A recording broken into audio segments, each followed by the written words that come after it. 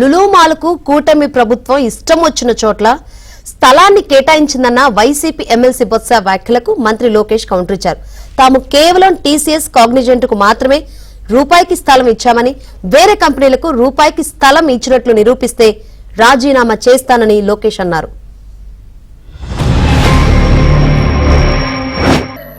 ఇక్కడికి వచ్చింది విజయవాడలో ఉన్న ఆర్టీసీ సైట్ తీసుకెళ్లి లుల్లు కంపెనీకి ఇచ్చామంటే ఏంటి అధ్యక్ష?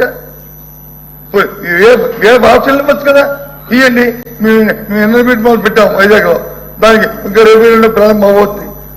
దానికి డైరెక్ట్ గా వాళ్ళకి ఇచ్చామా? ఆప్షన్లో పెట్టండి. మీరు ఎందుకు వేరే ప్రాసెస్ ఎందుకు చేయట్లేదు? ఎందుకు డైరెక్ట్ గా చేస్తారు?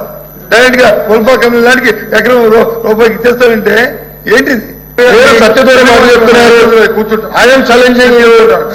ఛాలెంజింగ్ మీరు చెప్పండి, చూపించండి. ఉరిసాకు నేను రూపాయికి ఇచ్చాను, మీరు నిరూపించండి. I will resign now.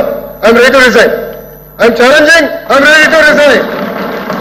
రూపాయికి ఇచ్చానని మీరు చెప్పండి, ప్రూవ్ చేయండి. ఈ హౌస్ లో ప్రూవ్ చేయండి. మీకు కావాలంటే వాయిదా హౌస్ నేను మొత్తం డిపార్ట్మెంట్ తీసుకొస్తా.